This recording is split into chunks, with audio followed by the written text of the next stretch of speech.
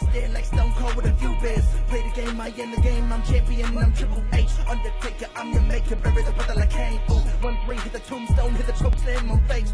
Ooh, yeah, like a macho heel, tell like I'm muscle. If you suck with like tomatoes, I'ma keep a couple models. Ooh, and you may call me HBK. When I'm tuning up the vein, you best be getting in my way. Ooh, yeah, I'm degenerate, I love it, yes, I love it. If you wait down with that, then I got 2 words for you, suck it.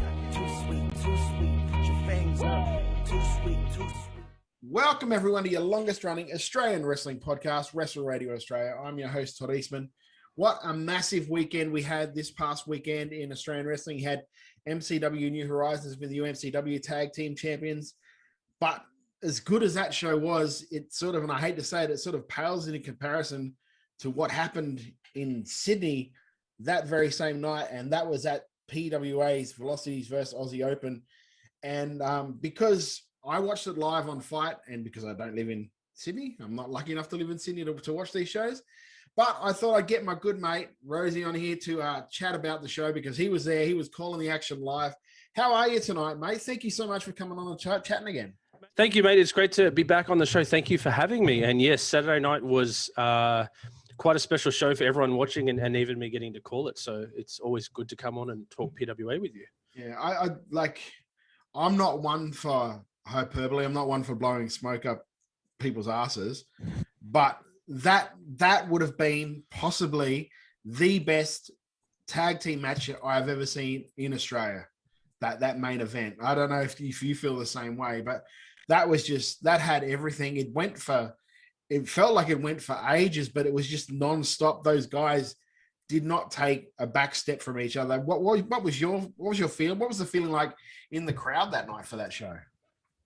Yeah, the anticipation was high. I think the interesting thing about that show was that, PWA tried some interesting stuff that I'd never really done before. There was in-ring promos, there was a Goober report live, there was impromptu matches, things that we wouldn't necessarily do usually. So it was a very unique show in trying some things, but we all knew that main event was special. I think that's why the show was named after that main event, and all 4 competitors deserved it. It's good to hear from you because you have a much greater mind about wrestling across Australia than I would. I've said this to you before, but I'm quite horse blinders about PWA. I'm very biased towards the company that I get to call for, but it's good to hear from you that someone who has a great knowledge of all of Australian wrestling sees it up there, because in the room it felt like that, and you're not quite sure if that ever comes across to the fans. But it was a mix of excitement, amazement, and fear, I think the crowd had, because they just absolutely went for it. It felt like they were making a real statement, and they did. Yeah. Well, the thing is, like, I even put on, I don't know if it was the WRA Twitter or my own Twitter, that like I gave kudos to all the guys that were in the match, but I also was like, I tagged Dave Meltzer because I was like, I don't even like the fact that he rates. I don't like the whole idea of rating matches. It never really, because to me it's an art form and it can be interpreted different ways. But I want him to rate this match so other people possibly get to see it. It will get out to more people so they can see just what we're producing in Australia at the moment, because it really is. That match, like I said, and I said it on Twitter, that match was not only for me match of the year so far in Australian wrestling, that would have to be a match of the year contender worldwide. When you look at it, just the way the build of it, the spots that they had in the match, the drama that they had, it was like I said, it was one of the best Australian tag team matches I've ever seen, straight up. Yeah, I think a lot of it had to do with the intent of the 4 competitors as well. I feel like Aussie Open have come back into Australia a little frustrated that they can't be all over the world like they probably should be. And they wanted to make a real statement coming back here. And boy, have they, in the couple of months that they've been here. On the other side of the coin, the Velocities have been incredible champions through the toughest time. And I always say that about Jess Troy, and Velocities are right up there with her, holding belts in a very difficult time. And I think all 4 of them wanted to prove not only to each other that they could put on a match like that, but to themselves. They knew, I think there's an extra amount of pressure when a show is themed after you, or if the main event's named after you. And I think all of them felt that, and like the true warriors they are, put that show under their arm and ran headfirst towards whatever was going to happen. And wrestling fans really won because of it. And I'm also, I want to say, I'm really glad that you did that. Like you tagged Meltzer. I agree with you on the voting stuff, but I think what that shows is that Australian wrestling is getting so good, not just in PWA, but across Australia. It's getting so good that as wrestling fans, we are proud to want to tell the world what we have. That wasn't always necessarily the case, but now you see what's going on in one night alone in Australian wrestling, all those events and all those great results. And you go, check this out. And it's great that on Fight TV, we have so many people overseas who are starting to tweak to that, because it really is at the same quality as the rest of the world. And people just don't know that yet. And for Fight TV too, it would be fairly cheap, because it's $15 for us, so it would only be like $9 or $10 for Americans to watch it as well. And and you say like it's getting out more.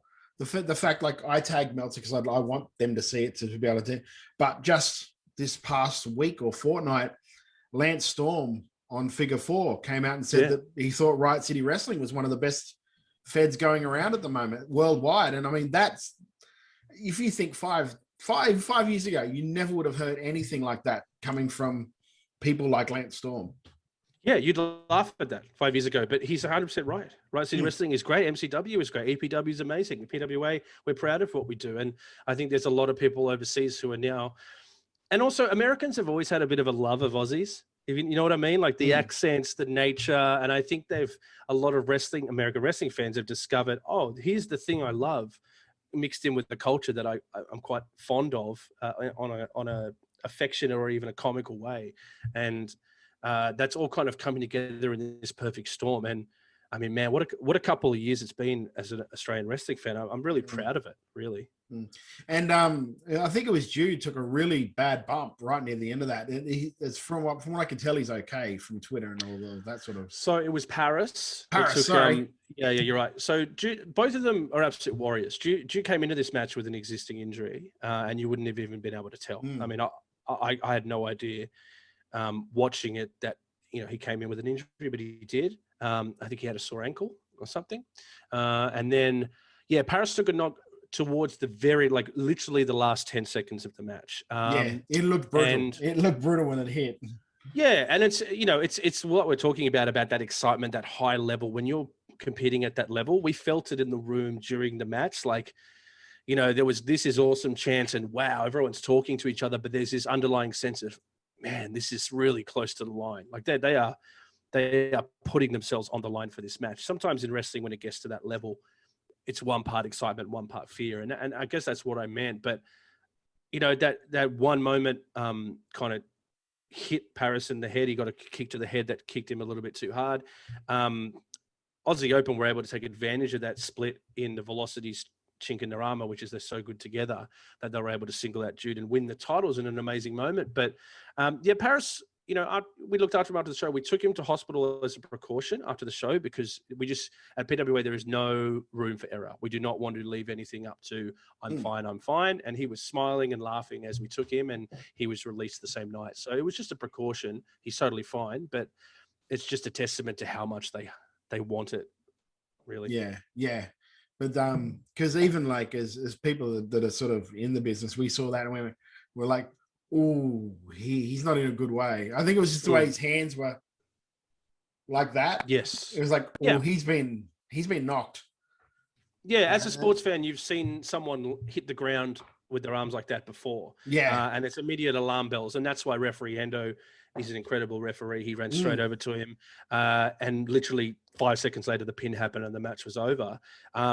People came running from ringside. We have an incredible team of medical staff and everything at PWA. So when that happens, we're actually so careful that we actually ushered everyone out and then removed the ropes so we could get him out of the ring, just to make sure, like, don't sit up, you're fine, you're good. He was smiling and laughing and saying, I'm all good. It was just a hit. But in moments like that, you've got to almost overrule the talent and say, look, just stay where you are. We'll get an ambulance. We'll make sure you're all good before we move ahead. And he is, which is a massive relief. But it is a scary moment because it's the last couple of minutes of the show. I'm announcing new champions and saying thank you for watching while one eye is on Paris in the ring. So it's a scary moment and something I haven't experienced in the 3 years I've been with PWA. But I'm so proud of everyone in that building of how they handled it. And Paris is okay. I mean, what a Yeah. soldier. But I mean, to your point, how many times have you seen in league a guy get knocked to the head, get up, say, no, I'm fine, but they take him off for HIA, and then he fails at HIA because he is concussed. It's just it's the safest thing to do. It's the most responsible thing you can do. Yeah, and I'll say this. I hope all companies feel the same way. I hope they feel that responsibility. It's like you said, like you just have to watch one weekend of rugby league, and you'll see in every game someone taken off, no matter how important the game is. And I know there's this sentiment of show must go on sometimes in professional wrestling, but it is very adamantly said to everyone at PWA a lot that if there is something like this that happens, you stop immediately, and we call it and we check you. Today's modern wrestling, you want this talent to be able to wrestle for as long as possible. There's no more blow yourself out and go crazy anymore. You don't need to, especially with people as talented as them. So I think I'm proud of what we do, but I hope that's a norm. I hope that's a norm that it isn't thought about. As an example, I got outrageously mad when I watched I can't remember what pay-per-view it was, but it was the AEW pay-per-view when Matt Hardy took that bump off the thing and got knocked. You could tell he was knocked out. And then they let the match keep going. I'm like, I was just mad. Like, what are you doing? This guy's clearly not, like, he doesn't have all of his faculties. What are you doing? Yeah. And nowadays, I think everyone just has to understand we have to be safe about these things. I understand, like, the whole thing this weekend or this past week with the whole crash mats for the Jericho thing. I have a problem with the crash mats. Just film it so you can't see that. Like, take the precautions. Film it so you can't, and if you can't do it, don't do the spot. It's as simple as that. I think safety has to be paramount for everything for this stuff. And I understand you want to take risk and you want to pop a crowd, but like, just be safe. Your life is more important than popping a crowd. I agree, and that can be done at any time if your story is good enough. And we even saw it today on Monday Night Raw. Humberto Carrillo took a real big bump from Sheamus, and it was just an unfortunate accident where the move didn't go off exactly as it should have planned. But what I liked about what they did was the commentators were honest about it. They told you exactly what they just saw, which is what you just saw. With nothing annoys me more is when a commentator pretends they didn't see what you just obviously saw. Yeah. Talk about it honestly and say, that's what we saw. I hope he's okay. And then the ref called the match right there and then. They called the match. And because the commentators had done that, no one watching was like, wow, why is the match being called? They knew because they were honest about the situation. And I think that's good. And sometimes I feel like maybe when you're commentating a show or part of the presentation of it, you feel like you need to pretend like everything's fine. And sometimes I think it's important to just say, and we did it on Saturday night when Paris took the hit, we just went, he doesn't look good. Yeah. I think it might be done. And honesty can really help those situations, I think. Yeah. I think, like, at the end of the day, it's a show and we need to be responsible for all of our family. Yeah. And that's the most responsible thing we can do. And it's exactly what you guys did, which, like, again, kudos to you. And luckily it was right at the end of the match, so it didn't sort of hinder what was at the time an awesome match going ahead. So what else? We had Kai Drake get a win over Bonza. That has to be his biggest win of his career, really, when you think about it. Yes, definitely. His biggest one-on-one win, I think, in his career. And I think he felt that afterwards as well. When I had a chat to him, he felt like that was a very important turning point for him. We've been... Chris and I personally have been big fans of Kai Drake for quite a while and loved what he did in the Premiership. But I think the next year to 2 years is going to be very important for Kai. I think he's shone in his tag team MK Plus Ultra, but he has to be one of the most physically demanding athletes in Australian wrestling that you get into a ring with. The guy loves pain and he feeds it back to you just as much as you give it to him. And, you know, Bonds is a great person to feed off that, obviously, because he's another person like that. But I just see such big things for Kai Drake. I'm a huge, huge fan of what he does. There's such a good, like, crop of younger guys starting to come up and come through with, like, you had like Kai, and then you've also got Luciano. It's the whole like that young crew is like taking that step up, and it's great to see. Sorry, 1 second. Yeah, right. We are pro puppy here at WRA. I'm trying to pick him up so you can see him. Little terror. Look at this little guy. Oh, little French bulldog. He's 4 months Ah. old, and he will never leave me alone. Freddie, please let me do my podcast. Yes, the young talent. I'm very proud of the young talent in PWA, and there's a lot coming through. You mentioned some great names there, but you even look at people like Kingsley. Yeah. Cherry Stevens is like one of the most loved people in PWA already, and I think they're all great, and it's a testament to the Pro Wrestling Academy that we have, and the longevity of knowing where we are in the world right now, and knowing we can't always, in the world that we're in, get international acts to help us. So we need to build a really strong foundation. And I think many Australian companies have that now, and it definitely helps. Mm. And they announced August 13th, 14th for Coliseum this year. Are the tickets on sale yet, or when are they? When are they going on sale? They are on sale. They went on sale on Sunday. Anyone who had bought tickets to the Coliseum that got cancelled are already immediately applicable to this. So it's going to be even harder to get a ticket this year because of the hype of the last one. But as a company, this is probably the shining light that we've been waiting for. There's been so many different steps of returning, doing shows live on Fight, and then doing shows live in front of a crowd, doing shows at Factory Theatre. Now we're back at Max Watts. But to us, Coliseum is the planting of the flag. That's where we need to get back to. It's the most prestigious tournament in Australia, and we need to do it again. And it broke our hearts when we had to cancel it. That was a really tough moment for all of us. We didn't want to do that, but we knew we had to. It was a responsible thing to do. But now that we can come back and do the tournament, I'm very excited, not just for the 2 nights and how great it's going to be, but who can be in Coliseum tournament. Yeah, I was about to say that. I can't wait to see the names we got, because I almost really love the fact we can't get internationals in. So yeah, if anything, PWA can go, we want the best from this state. We want the best from this state. We want a truly national tournament. And that to me would be the dream scenario. If I could see like a Davis Storm, maybe a Chris Basso, do you know what I mean? Wow. Like the best from all these different states coming together for this one tournament would be an absolute cracker, in my opinion. But I'm not there. I don't have the book. But if I had me 5 cents, that's where I'd be you're going. right. Absolutely. I mean, because for the whole time that Coliseum has been around, it has always been about half of it PWA, half of it outside of PWA. We get the best from outside of our company and the people that have really shone that year, and put them together and see who can survive. And there's been some crazy lineups so far. Like, I still can't believe Orange Cassidy was part of a Coliseum. That's just a crazy thing to me, but it happened. And, now I think you're 100% right. This year, we're going to have to look more locally for those people outside of PWA. And like we just said, thankfully, there's so many great companies in Australia now that we have so much to pick from. I don't envy the job that the bookers for Coliseum have to pick that lineup, but I'm very excited to see the results, because I can't think of one wrestler in this country who wouldn't want to be part of Coliseum. No, you're exactly right. People go on social media campaigns to try to get in the tournament. I love it. So we'll see how that develops over the next couple of weeks. Rosie, mate, thank you so much for coming on. Tickets, of course, are on sale for Coliseum. Go to PWA, find out. They'll be very scarce because, like you said, anyone who had tickets for the year before, they're applicable this year. So if you get a chance to get a ticket, get a ticket. It is the best tournament in Australia going around today. So, again, thank you for coming on, mate. I'll give out your socials so people can follow you and follow everything that you're doing, mate.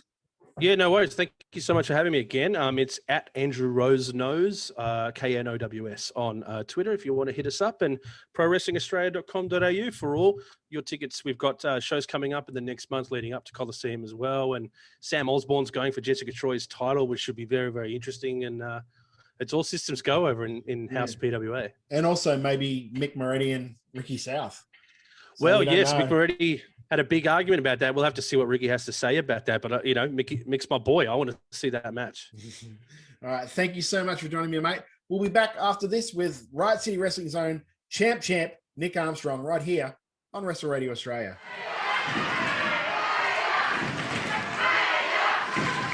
2-on-1 situation. Chris Basso is not in the building tonight. Oh, no. Wow. That's what what Toro tried to do earlier.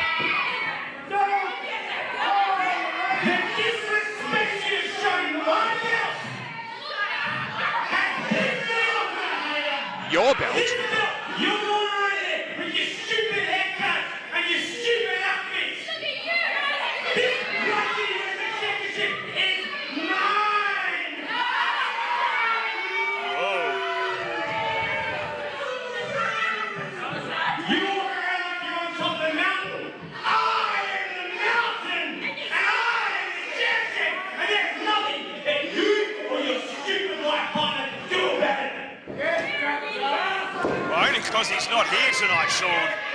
Big words from the champ. We know he can back them up, like he said, 3-time former RCW champion.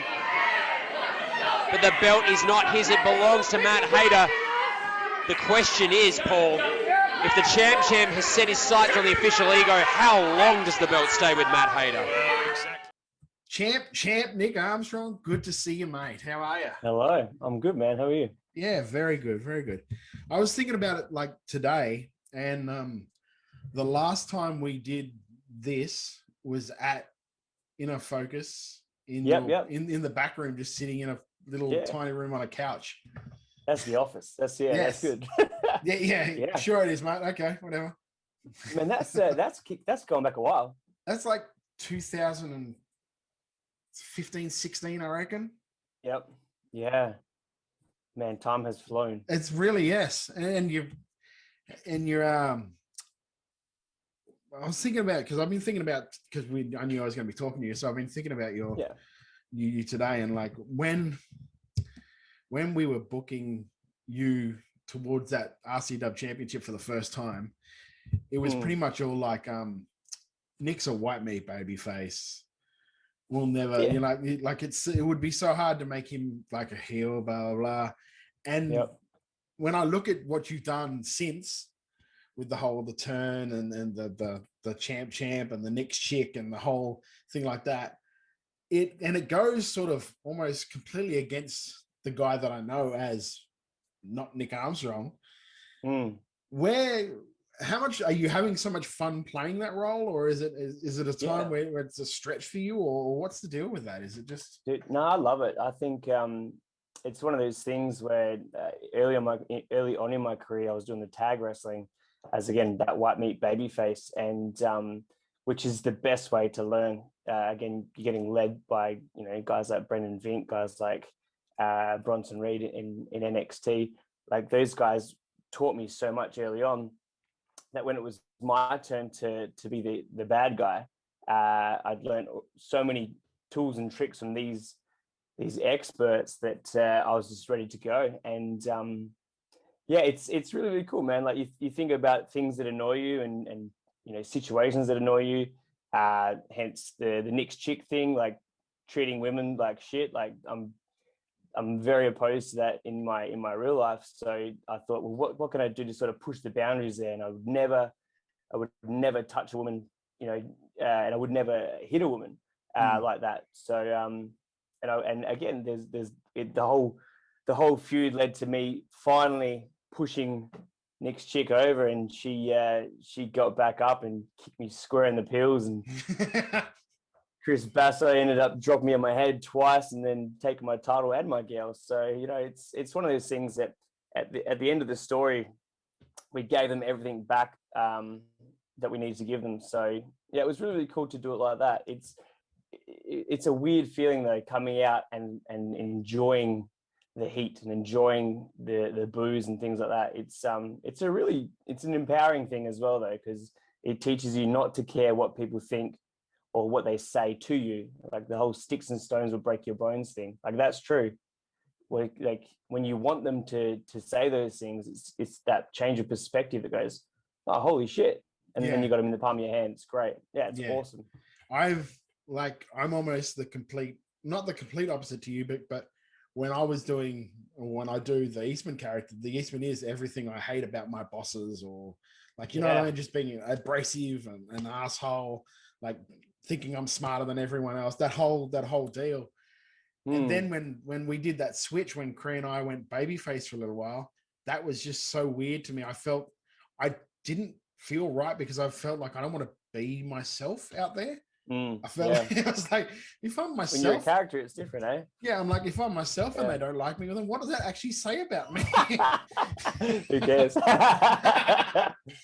It is what it is, eh? But just like mentioning that, like just seeing the whole sort of evolution of you, it made me think today, like when you were coming up and breaking from that tag team thing and doing that sort of series with myself and Brooksy and all of that sort of thing, to see what you're doing now with Hayter and all the young baby faces there, it's just so good to see that the circle of life, if you will, Yeah. actually, because I've been Definitely. around long enough to see that. Yep. It's cool to see. And it's one of those things in Australian wrestling. Yeah, some people will be a babyface their whole career, or they'll be a heel. They jump back and forth between. I firmly believe that when you start out your first few years, it's ideal that you are a babyface because you get led by the heel. And again, if they're a good heel, they'll teach you, how to sell and where to be and things like that, and timing and stuff. If you first start wrestling and you haven't and you don't have the experience, you don't really know what you're doing, and then that's when you make some serious mistakes, and you kind of just copy what other people are doing because it's cool or whatever, but you don't actually learn how to do the job. And so when I was trained, I learned how to do the job, and then now I can pass that knowledge on. And again, baby faces, when they first start out, it's the best place to be, man. It's really, really good. Especially because you would have had, like you mentioned before, a lot of good heels like helping bring you along. Yep. So you would have had like Vink and Bronson and Rocky and Cree. Yep. And Cree was a heel, and Brooksy. Yeah, for sure. And all of those guys that have got so much knowledge. And especially, I know just from talking like behind the scenes with Rocky, he loves being able to teach a young babyface how to fire up and come back at him, sort of thing. Because I know after you won the title that first time, we brought Rocky in to do a 3-match series with you because Rocky was just like, I want to work with Nick. I want to help him along. I can see how much potential the kid's got. Can you bring me in? We're like, yeah, for sure, you're Rocky. Of course I can. Yeah. And he's been great, man. He's just had this massive run in Riot City Wrestling recently. And, he just gets the business in a way that is really, really cool, that we can talk about things. And it's funny when we're going through matches or watching things back, like we'll do things that are similar in the ring, obviously, because I learned a lot working with him. And our mindset as heels, we think alike, which is really, really cool. And it's just, I go, oh, do you want to get your shit in? It's like, man, I don't need to get my shit in. I'm going to get you over, and then we're lay it in. Yeah. So yeah, it's cool, man. He's great. We need guys like that in the business. Like in the States, and that they had the territories, and so you'd sit in the car and you'd learn and all that. And unfortunately, in Australia, we haven't really had that. So in Adelaide, though, we've got so much talent to learn from, and it started with guys like Jag and Cole Devani, and those are the guys that I learned from initially. And then obviously branching out to go overseas, and man, we're just lucky. We're very lucky in South Australia. I've said that with Jake and I, when we're taking like younger guys out to work, and we're just like, we're going to help you get over. We don't have to worry about getting over because we're over. Like, they hate us. So you've got a leg up. Now all you've got to do is listen to us and you'll be fine. Like, don't even worry about trying to get us over. We're there. This is this is for you. This is not for us. Yeah, it's good, man. And it's helpful, man. It does help a lot of people. So. Yeah, well, that's like, I've always gone under the thing of like, we should leave the business better than the way we entered it. Yeah. Way, like anything I can do, sure. like it's the whole reason this show exists is because Josh and I wanted to like highlight wrestlers from around the country. So because back when we first started this thing, people didn't really know about stuff that was going on around the country. It was all sort of slowly opening up, but that was because we're going on 8 years now, like as a show. Yep. So back then there was That's nothing. Incredible. There was, I think Conco had just done a little bit, and then they had that DCW thing, and that really wasn't shining a spotlight on the best things in wrestling. But our thing was just as it goes. Our thing was just trying to promote and trying to get people's names out there, and hopefully that's what we've done over the 9 years. And I know that's the stuff that you're doing now with like working with all the guys as a heel.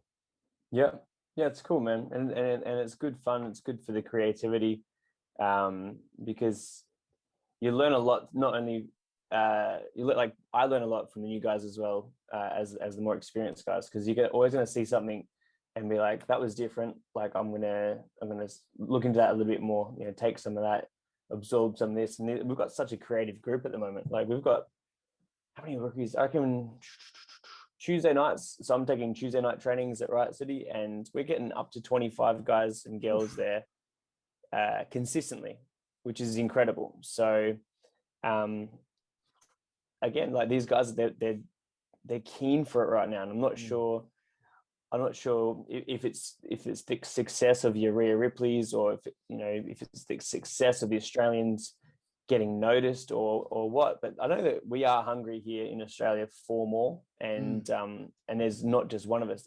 There's many of us who are very hungry. So what I noticed back in the day, the rate of attrition of like rookie classes that started, that sort of like after a year, how many of them were left, was like, it was amazing. Because I think after the first year or so, out of my rookie class, there was only me and Big Brody. Yep. Yeah. And that I think that class started off as like 16 or so. Yep. Because I remember looking around to him one day and just going, where is blah blah? Where is Oh, and he hasn't been in for months. I'm like, oh, okay.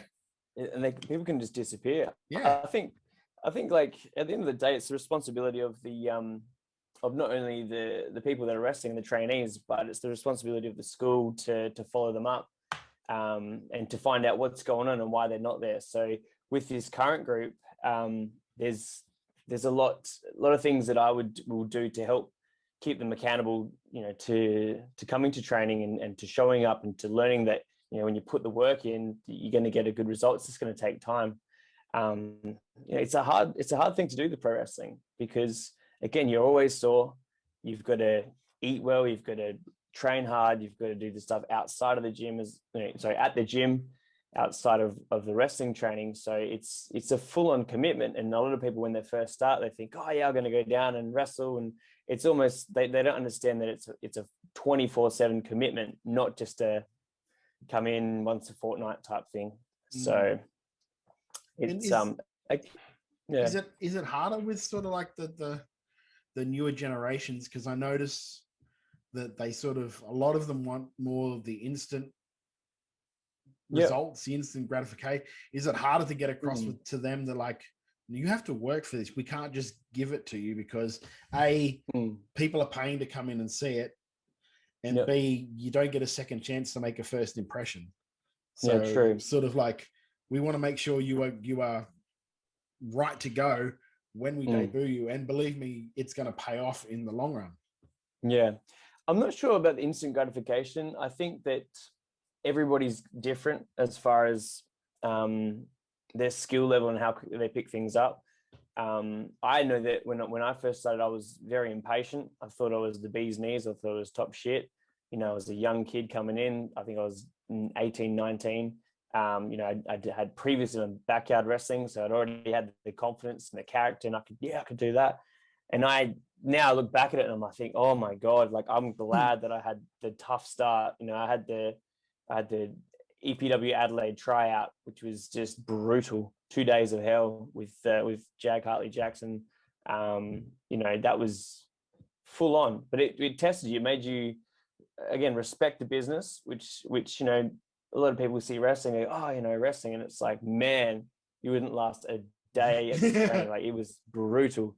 Legs are just gone. You have to want it. You have to be, completely insane to even get through that stuff. But once you get through that, you go, shit, man, like I pushed myself that hard. And I think that's what pro wrestling taught me, is like, it's like don't worry about what other people think. You keep focusing on your goals and push through it and get through that torture. And at the end of it, you're going to respect yourself more for going through that, and you're going to respect the business more. So today's guys, again, not that they don't respect it, it's just, it was a lot harder when we started, but today it's a different difficulty, because they have to navigate through all the bullshit.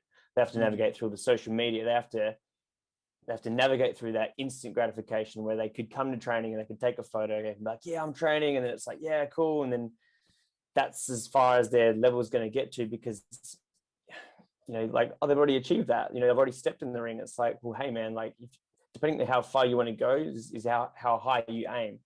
So it's a different challenge for the newer guys. I think there's a lot of guys that are tough though, like in the new classes, especially at Riot City, some really tough guys.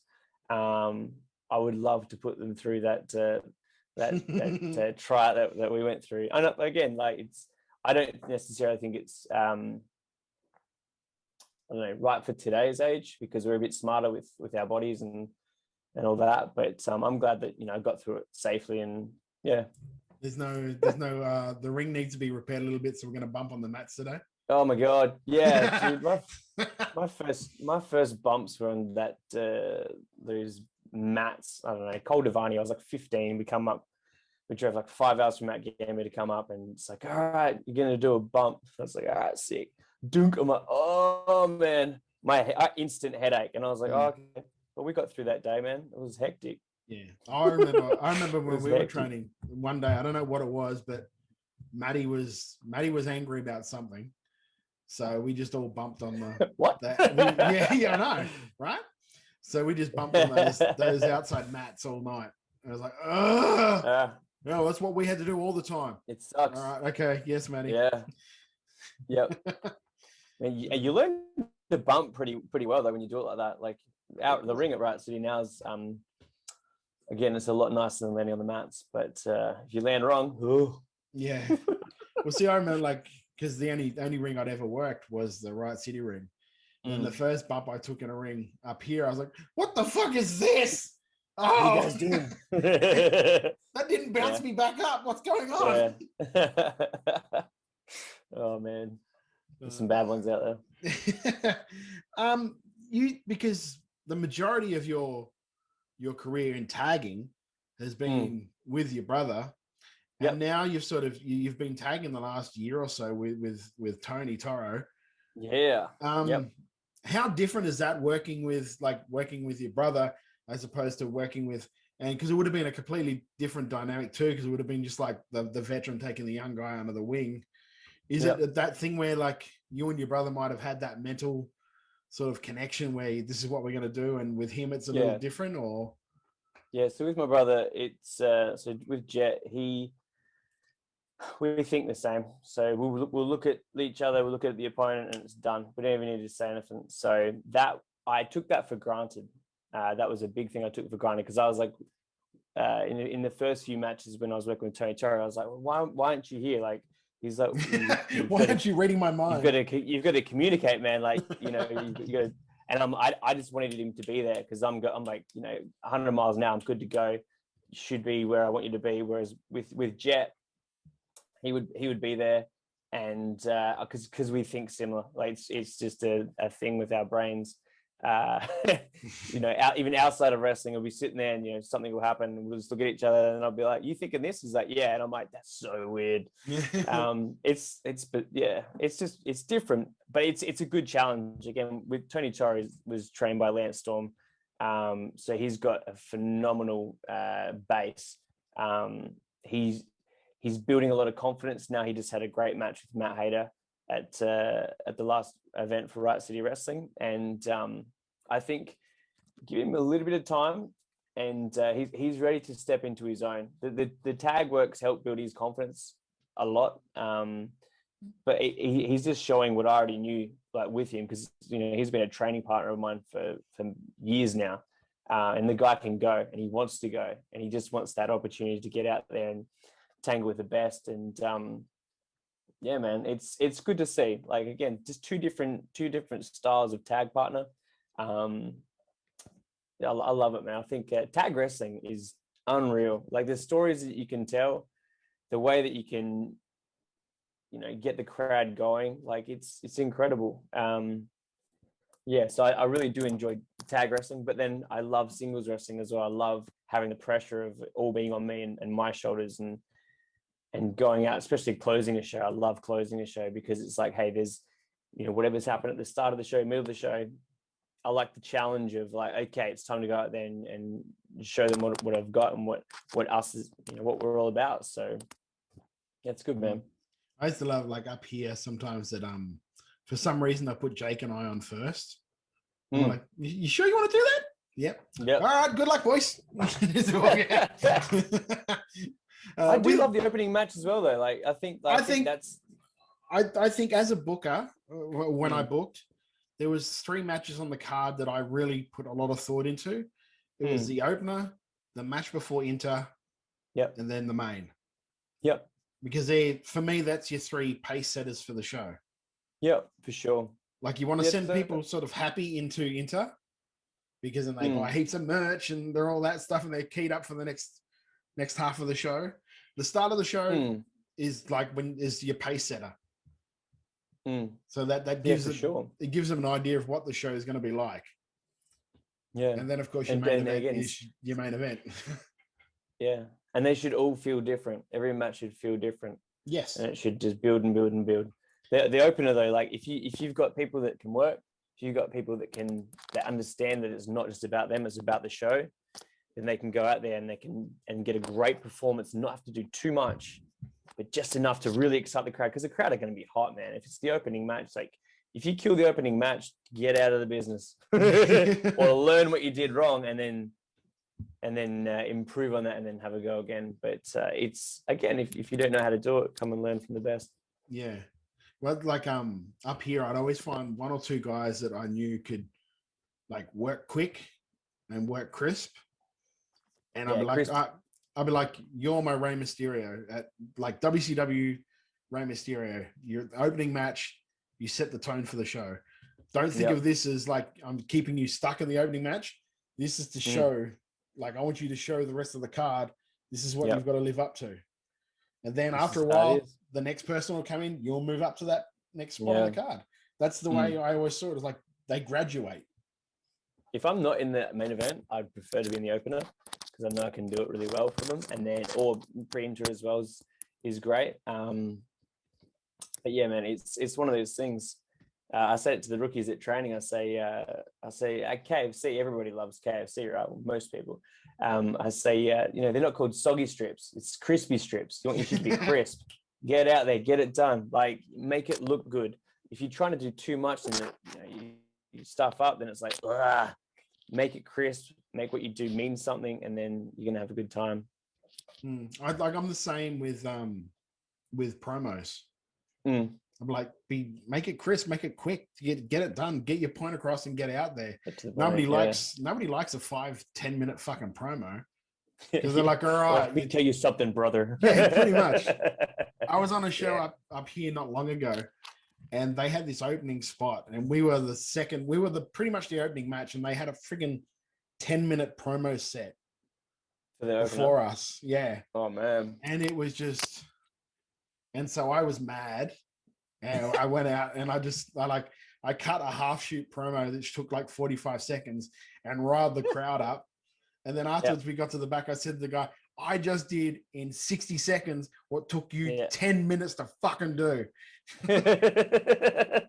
Oh no, Todd's pissed. Because I even had like before we were getting ready to go out, I had these gimmick shades which fucking put like the name of the guy I was managing flashing across like that.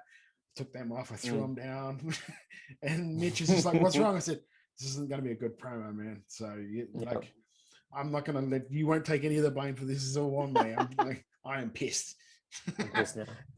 But it's the same thing. It's like crisp. You just Crisp is it? Yeah. grab their attention. That's what this whole thing is about. Keeping the crowd entertained so they want to come back for more. They want to keep coming back, that sort of thing. Was the reason you sort of picked Tony Toro is that he was a Lance Storm guy like sort of yourself? You went through the Lance Storm thing as well?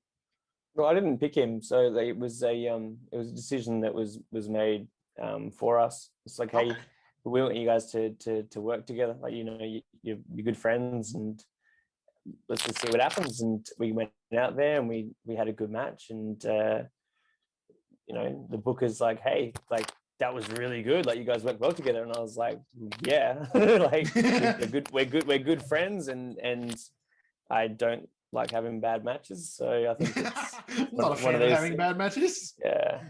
It's I do it 100%. It's one of those things, man. Like you just got to get out there and make it. The fans are paying, so yeah, let's give them a good match. So yeah. you took. I hate doing it. My whole thing is I say way too much. Okay. You took advantage of this whole thing of the Lance Storm online coaching, and I think a few guys in RCW have been doing the same as well. What does that sort of involve? Like, because I know you went through the proper full course when Lance actually had his academy going. So is that more of a sort of like a brushing up on that sort of stuff, or is it a full critique coaching sort of deal, or? Yeah, so it's a full critique. So what happens is you contact Lance. You can find his email through his Twitter, and you send him a message, an email saying, I want to do some virtual coaching, and but then he sends you through the details, and basically, you pay X amount for your sessions. Again, it's all on his Twitter. And from there, he looks at your match, and so he watches your full match, whether it's 10 minutes, whether it's 30 minutes, and he gives a detailed email of all these notes about what you did right, what you did wrong, what he would do in place of, certain spots or certain things like that. And it's really, really cool because you're getting the perspective of a guy who was a WWE producer up until, the 2020 WrestleMania, and a guy that to me is one of the smartest guys in the business. He makes so much logical sense. Like, why would you turn your back on your opponent? Like, it's just simple things that we all need to be reminded of. And then he breaks it down and says, what you did here just makes no sense. But then here, what you did was great. To me, I've done 12 sessions with him so far. And again, so he sends you the email, fully detailed, like pages long. And then you do a Zoom session with the guy, and it goes for an hour. And within that hour, you can ask questions, what can I do in this situation? Or do you have any tips, in how to get heat here? And he talks about things like cheap heat versus real heat. So cheap heat meaning, you do a move and you look at the crowd and it's like, what you want to do is you want to do your move and you look down at your opponent with that look on your face, and then the crowd will react to that, and then you register that cell. So you register that reaction. And then from there, so it's really cool because you got a guy that's got experience in Japan, in Europe. He's wrestled guys like Fit Finlay, Dave Taylor. He's wrestled with Regal. He's had his first match with Chris Jericho, who's still killing it now. So it's been absolutely great value for me. I was so nervous the first email that I sent to him because I was like, oh man, I've done his course over in Canada, and but I'm still so nervous because this is the guy that I look up to, and I'm like, he knows what's good and what's shit. I'm just praying that my stuff's not completely the drizzling shits, and and then he comes back with, this is good, this is bad, and real honest feedback. And I'm like, man, it's so hard to get honest feedback in this industry because everybody is like, oh, it was great. I was like, oh, what do you mean it was great? Yeah, I hate that. What do you mean? Tell me the one thing oftentimes I get told I'm too critical, but I'm like, I'm only telling you this because this is what I see, that if I didn't say anything to you, it's because I don't care anymore. Yeah. Because I've told you a few times, all right, and you're not listening. So I tried. Moving on. It's the coolest thing about doing this coaching with Lance is that he really does care. Which to me is so refreshing because everybody goes through stages in their career where it's just like things feel a little bit flat. Man, after these sessions, after the first session, I was straight down to the gym. I was like, I need to just go and do this and correct this. And I'm calling up Tony Toro. I was like, oh, I've got this really cool pin to show you. Like my pins have been so shit because just doing things that I thought were normal or something. And he goes, if you do it like this, it's going to mean so much more. It's going to be better. I was like, oh, light bulb moment. It's really, really cool. It's like one of the things you said before was sort of like, it triggered me to something that I hate at the moment. And it happens everywhere. I hate when a guy's got his back turned and the heel comes up to him and grabs his shoulder and spins him around before he does something to him. It's like, why wouldn't you hit the guy first? You're a heel. Just crack him from behind. Crack him and then turn him, because at least he's going to be selling the crap. Like if you turn the guy around, he's got a chance to defend himself. Mm. Like in Yes, my head, yeah. it makes so much sense to me. It's like if it was me, if it was me Mm. being the wrestler, I'd hit the guy first. Cracking. It could Yeah. work. It depends on where you're going to go, though. At the end of the day, it depends on what you're leading to. If you And with crack heat, him, again, it's the anticipation of what's going to happen. Can be so exciting. But I understand what you're saying. You know, like if you're there, why not crack him? yeah, because if it's a real fight, you would do that. You wouldn't be like, hey, spin around so I can punch you in the face. I'm like, no, I'll hit you in the back, then I'll spin you around so I can punch you in the face. Bang bang. What was it? Was there something in particular that he pointed out to you that you'd been doing not wrong, but sort of something you could do better that you sort of went, I never thought that's. Oh man. So one thing that he pointed out, and 90% of people are doing it in the industry, is the back to belly pins. You've hooked a leg and you're on your back and you're not even pinning their shoulders. Yeah. So 90% of guys are doing it in the world, and it's not to say that it's wrong, because again, you're hooking the leg, but you're not covering the shoulders and you're making it really easy for them to just kick out.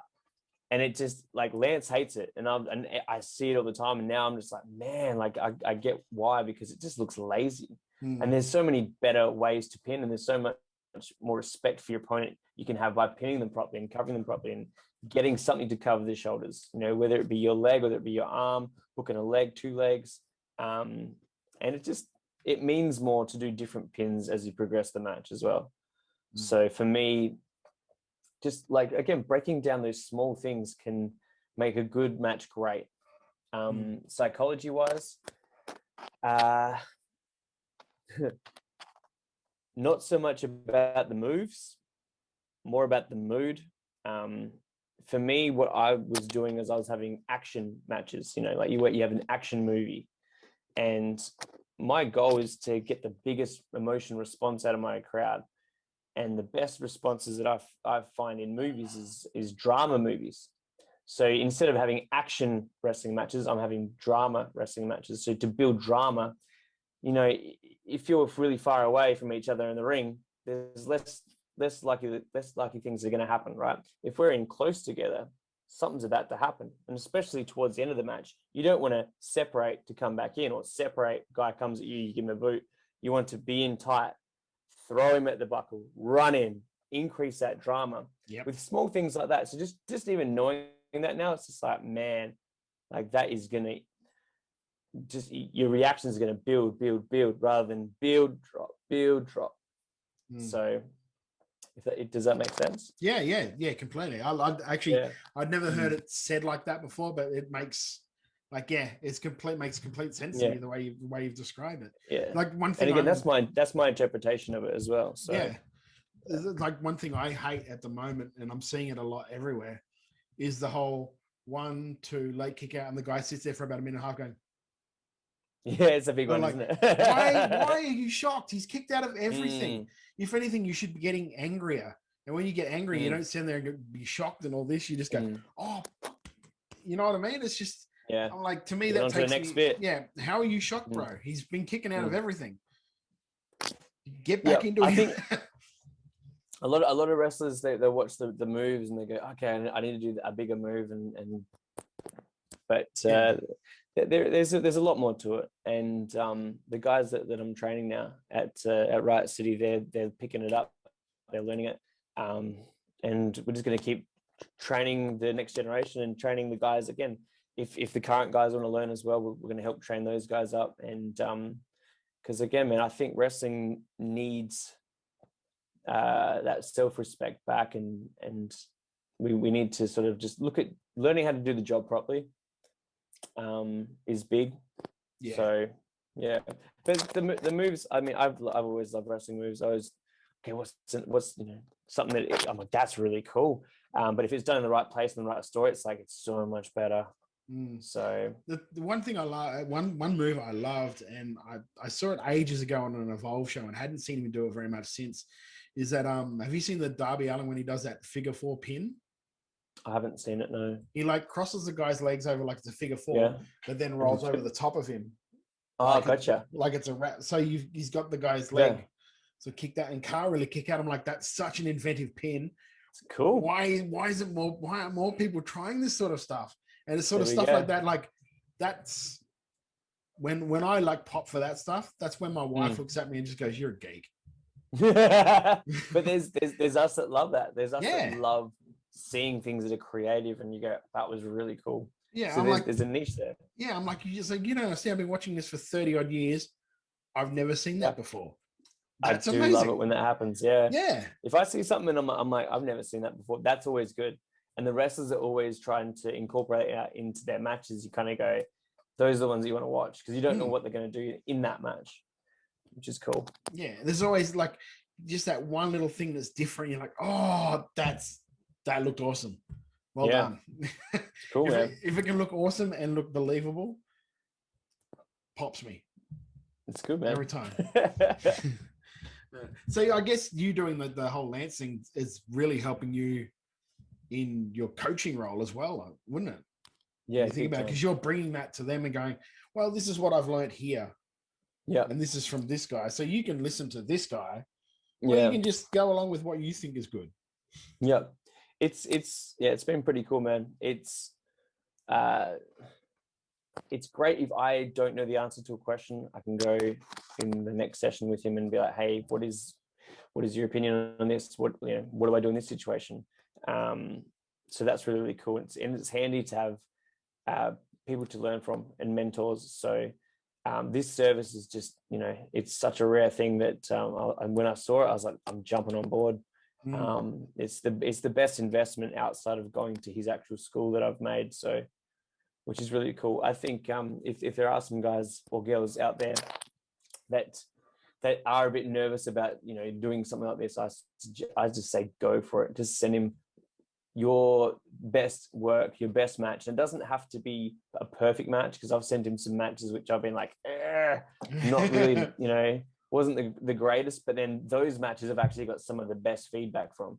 So to me, like I was so nervous sending the first match. I was like, oh, which one do I send? And What you worried about is when you worried is just like you learned nothing from my training. You learned nothing. I don't know, man. I think it's just like it's like that fear of failure. Hey, like you kind of like, oh, what if it comes back and it's just like, well, that was bad, and I'll be like, oh, I was like, I'm so shit. But like, I think we're all pretty self-critical in pro wrestling and most people in life. Like we want to. I personally feel like I need to try and improve on who I was yesterday. So yeah, I think it's just the way that. That's the funniest thing because, like me knowing you for as long as I have, I never would have picked that for you. You always seemed very like, I know what I'm doing. This is what I need to do this. I'm going to do this, and I'm going to achieve this. And everything I've seen you set out to do like that, you've done it. So for me to think, oh shit, he's going, oh, what's he going to say? Or like, I would never have picked that. Never in a million years. It's just one of those things, man. I think you got to, It's especially it's from life. the guy Everybody that does gave me my first chair shot. On the head. Yeah. It was on the head or on the back. Yeah, Yeah, it was on the you're head. welcome. Yeah, thanks, mate. The funniest thing is about that too is like on the way out, as we were walking out, Marvel was pulled me aside and just gone, "Put your hands up, don't be a hero." That would be my advice to you now. Yeah. And I put my hand up and missed it completely when I watched it back. Oh my god. Missed my hand completely. Yep. I'm like, it doesn't matter to me. See, like in today's age with what we know now, like I would not give a chair shot to the head at all. I would even if they wanted me to do it, I'd be like, nah, it's gone to your back because it's just so risky. And I don't think people realize just how bad some of these bumps are with our bodies and all that. It's a good way to, Looking back at it now, like at the actual chair shot you gave me, it was probably one of the safest head chair shots you could have, because you sort of went instead of a big wind up and then like that. I don't want to. I don't want to kill you.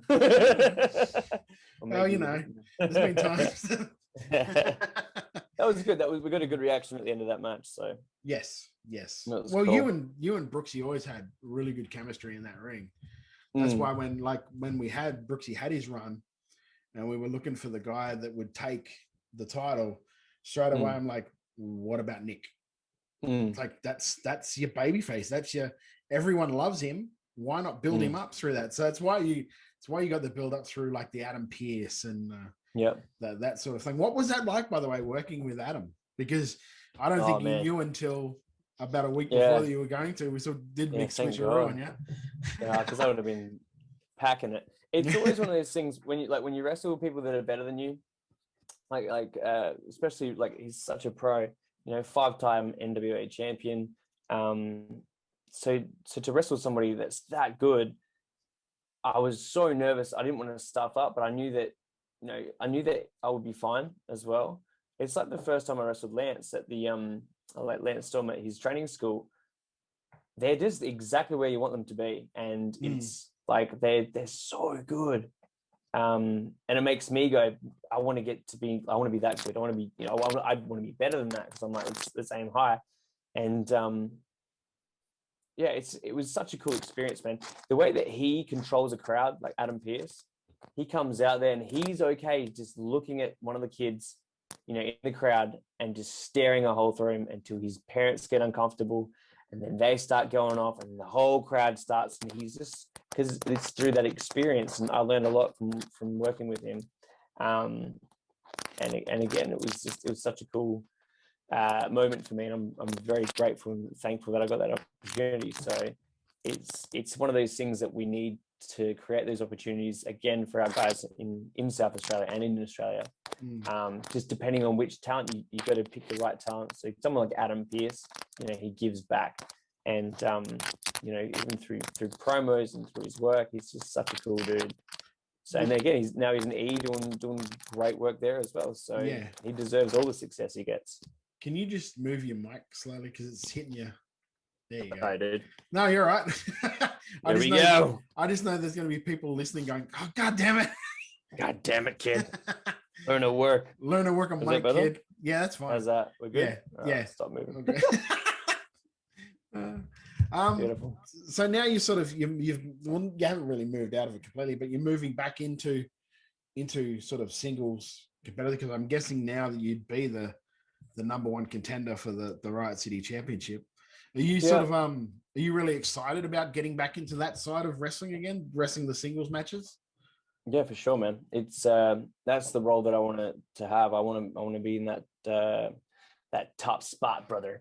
I like the challenge of closing the show, and I truly believe that the end of your show should have your best workers and your best matches, and I do believe that I am one of the best that we have, not only in Riot City but in Australia, and I'm keen to test that out with the other top guys in Australia, and to learn from them, because there's some great wrestlers here in Australia. And again, then from there throughout the world, like it's one of those things now where I've been working these tag stuff with Tony Toro. I've done the tag stuff with my brother Jet. Tony Toro and I are still, we're still wrestling as a tag team, but at the moment we've got an opportunity to sort of branch out into some singles work as well. So maybe we'll take that Riot City Wrestling Championship. No, I'll definitely take that Riot City Wrestling Championship, and I'm going to definitely take probably the tag team titles as well, and then and we'll start this masterful run as like a Diesel and Sean, Even through the attitudes or whatever it was. I watched that the other night. I was going to say, I literally just watched that today.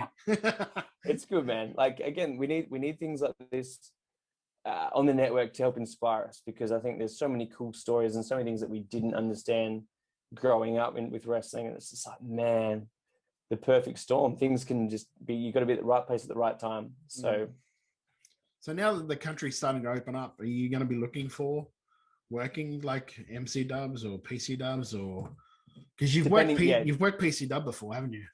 Yep, I've worked both MC dub and PC dub, and I've worked BCW as well over in Melbourne. I would love to open that up. I think again, they've got some great talent over there. EPW in Perth have an unbelievable roster. That is a place I'd love to work in Sydney. PWA, I'd love to wrestle over there. Again, it has to be the right opponent. It has to be the right sort of time. It's tough with COVID, man. it really does make me, what's the word? It Not gives you nervous, pause. It gives you pause. Like I was really shocked when I saw that Savannah flew over to Sydney the past weekend for that show over there. I was like, gee, I wouldn't be going anywhere near I just Sydney feel, at the moment. for me right now, I just don't trust that, because I mean, there's still cases popping up here and there. I mean, Adelaide's been very fortunate, but all it takes is to be careless, and then to go somewhere and to pretend it's not there, and bam. So I think the worst thing would be is that you flew somewhere. Say you're on a Saturday show, so you flew over on the Friday. Something happens on the Friday, they do a snap lockdown. Yeah. And then you've got to come home and quarantine for 2 weeks in a hotel that you had no idea about. You've got to pay for that. It's a whole thing. That's the biggest thing that scares me, because I had holidays about a month ago, and I'd thought about coming to Adelaide just to visit the family, because I haven't seen them for a year and a bit. But I was like, I can't afford to fly down to see my family and hang, as much as I want to hang out with all you boys and all that stuff. If trying to fly back, I have to stay in a hotel for 2 weeks. Yeah, it's a risk, man. It's a risk right now. And I think those that can afford to risk it, you know, if they choose to do that, then go for it. But I think it's not only, you know, you're not only risking financial difficulty, you're also risking health, you know, family members' health, things like that. You know, I have a gym here that I run, and I have, you know, some clients that are in their 70s, and I'm like, man, if I was responsible for them catching it, how bad would I feel? Do you know what I mean? Like, it's one of those things where it's you got to put it into perspective. And with pro wrestling, you know, we're obviously here to entertain, but I think we need to be smart about it and how we go about reopening up. You know, I mean, the old school me is, you know, is like the young kid who's just like, let's wrestle, let's go out, who cares, you know, I'll be fine. But like the business side of me and the more mature version of me thinks, you know what, like, let's just breathe for a minute. Things will get back to normal, but we don't need to take unnecessary risks just to feel good, you know, just that short-term feel good. It's like drinking and that, man. Like, yeah, I can drink and feel good, but then, you know, like, you know, if you drink too much, then the next day you're going to feel like shit, and you go, oh man, like, why did I do that? It was so stupid. So I think we have to just be really careful at this stage, because yeah, it's something bigger than us right now. Yeah. So that's from my perspective. The good thing is too, that it seems to be with most states, is that the local roster is strong enough. Yeah. Now that we don't have to rely on getting interstaters in. Yeah. I remember, like, it used to be a thing where, like, if you want a good show, you've got to bring on an interstater or something to try and like bolster it. That's not a thing anymore. That's and good. as much as like you said, that we would need guys like Pierce to come over or to come in and help the guys out. We've now got guys around the country that can do that themselves. Like, you've got a Robbie Eagles that can come in and do it. You've got a Davis Storm that can come in and teach and do that. Hell, you've got a Mikey Nichols that he's been everywhere except for the main roster of WWE. And done it all. He's incredible, man. He was on a Wrestle Kingdom, for Christ's sakes. I mean, he can come in. He could come in and not only put on a good match, but also teach the roster something as well. So I mean, and you could say 5-6 years ago, we didn't have that at all. Like, when I first started, there wasn't that. You had to get people in to help. Internationals, and they're charging lots of money. But, you know, I think there's still a market here, I think there's trainees that are willing to learn, that want to be better than they are. And you've got the guys, again, like your Mikey Nichols, your Robbie Eagles, and Davis Storms, even Damian Slater. You know, guys like AJ Istria. Like, you've got some fantastic coaches around. There's more than that, obviously, but like, I honestly think there's never been a time where we've had a stronger base of people that want to teach the next generation than what we have right now, like, evenly sort of distributed around the country. Definitely, yeah. And even, like, I got to mention Carlo Cannon over in Melbourne. So he's Vicious Pursuit. Vicious Pursuit, man. This guy is incredible. He cares so much about his students, and he's the one that helped helped me make the decision to go to Canada the first time. So the time that I went to Canada, I was just like, man, like, because he'd been there, and like he was the first guy from Australia to go there. Man, that takes balls, you know, like he's a trailblazer in that way. And the way that he teaches his students, he teaches them the correct way. Meaning, you know, the way that Lance had taught us as well, because there is a way that there is a way to do things. If the WWE is your goal, then I think training with a guy who's wrestled in WWE, who understands their system and understands why you do what you do and understands the basics really, really well. And man, he's such a good teacher that you kind of, you know, I forget. I'm like, oh man, like I'm so lucky. You know, I'll be at trainings and, you know, I'll get into an argument with my brother about something, and why is it like that? And I was like, because Lance told me this, and he's like, oh, he's not always right. And I was like, dude, most of the time He's right he is. more than he's wrong. and then we'll do it, and he goes, yeah, that was right. And I'm like, see, like, but again, you should just have like on your phone a photo when he had all the WCW straps. Oh, dude, yeah. And just when he argues, just go, how about this? This is why he's right. Oh man. Yeah. Les he's got a good story about that. I'll tell you one day. It's cool. All right, mate. It has been great to talk to you. If you want to plug your gym, plug your socials, plug all of that, do it right now for us, mate. Because like runs a great studio down in Glenelg. For those of you in Adelaide, Glenelg, beautiful place. I love it. Fantastic. Get around. Get around. So, I got my gym. My Instagram for my wrestling is Nick Armstrongest. Nick Armstrongest. So find me on Instagram. Twitter is Nick Armstrong. Nick Armstrong. Nick Armstrong. Nick Armstronger. Nick Armstronger. There we go. Yes. Yeah, it was an old joke between my brother and I. So he's like, I'm the Armstrongest. And it's like, whatever, dude. But it's find us on there. But I think as COVID starts to hopefully disappear, or we learn to manage it, then hopefully we can get some more bookings cranking and share a little bit of this experience and get this next generation ready, as well as, you know, push limits and see what I can do. So, and also his gym is Inner Focus. Inner Focus. Thank you. Get around it because he's doing great work down there. Also doing great work in the ring. I urge any promotion interstate, get in contact with the guy. Great worker. One of the nicest guys, easy to deal with. I've had to deal with him personally, so I know. Very easy to deal with. Does a great chair shot. Yeah, it's pretty good. To the back now, though. To the back now. Nick Armstrong, thank you so much for joining me, mate. Thanks, man. This person here, K Stone Burner. Lance, are there any indie workers or promotions that you have been watching? Oh, have there ever? One indie worker after another. Been lots. I think the promotion I've been most impressed with is Riot City Wrestling out of Australia. I've been doing sessions with a couple people from there, and the one dude quite a few, and they've got a really good setup in a few of their venues with, you know, a lot of, you know, screens and lighting, as well as some real high-end, good quality matches. So if you have the ability to check out Riot City Wrestling, I would absolutely check that out. That's the only promotion that I've seen enough of the same place that I would recognize the promotion. But there's been lots of talent as far as wrestlers that I've been impressed with.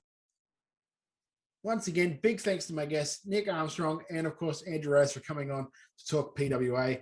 Of course, with Nick Armstrong, if you're out there, if you're a local promotion and you want someone who is a great worker, easy to work with, one of the gentlemen in the country, unsung. He's one of those unsung talents that has gone around for near on 10 years, or he'd probably be well over 10 years actually, and is still sort of like one of those undefined or unfound gems in the country.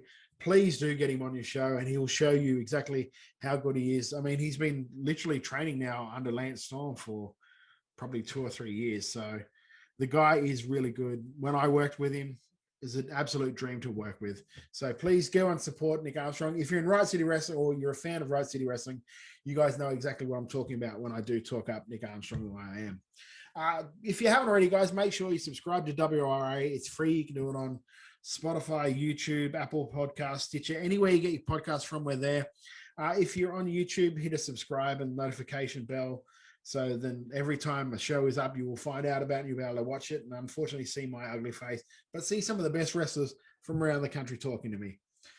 If you do follow us on Apple Podcasts, give us a 5-star rating review, helps us get inside more ears. Share the show and spread the word about Australian wrestling like I do every week right here on this show. Make sure you like us on Facebook, Wrestle Radio Australia, and on Twitter and Instagram at Wrestle Radio AU. I am personally on Twitter at Beast Eastman if you want old man takes on professional wrestling. Support the local industry in a myriad. You can support the local industry in a myriad of ways. One is subscribing to any one of their streaming services, the Australian Wrestling Network as well. Right City Wrestling, of course, is on YouTube. Go and subscribe there.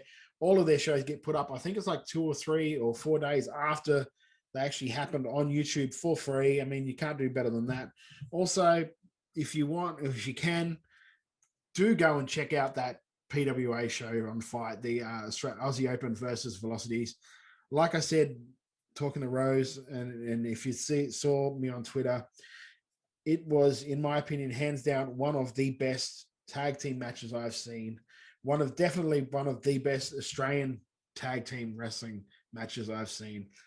And I'm serious. I would love for, and I don't like the whole Meltzer reviews, but I want Dave Meltzer to see this, to be able to review it, to be able to show you guys, or hopefully to show the world how good this match was. So, but if you want, please do go to Fight and check it out. You can still get it on their on-demand service. If you want to support the local wrestlers, go to wrestlermerch.com. They aren't sponsors of the show, so I'm not getting anything from it. I just want you guys to go out there and support the local wrestlers, buy their merch, because not only by buying the merch, you're supporting them like monetarily. Wear the merch out. You're going to get the word out about Australian wrestling, and that's what we love to do right here on Wrestle Radio Australia. That is it for this week. You can also get us on Wrestle Radio Australia's on Redbubble. Any of the stuff that gets bought on Redbubble, we sold a couple of t-shirts last week. I thank those people for buying those. The money that you spent buying that t-shirts or those t-shirts, they will go to Beyond Blue and Gotcha for Life, 2 charities that we really do love here at Wrestle Radio Australia. They do great things for men's health and all of that area, because if you know anything about the show, we are very big advocates of men's health. That is it for this week here on Wrestle Radio Australia. Until next week, not too sure who the guest is this week, because being now that I'm doing it on Wednesdays sort of throws me out a bit. So I'm going to have a think about it, and we'll see who we get next week. So until then, Todd Eastman, it's my opinion, you're entitled to it. We'll see you next week right here on Wrestle Radio Australia. See you later. Got me feeling way too sweet. Ooh, yeah. Too sweet. Put your fangs up. Too sweet. Pour another cup. Let's be busy 20.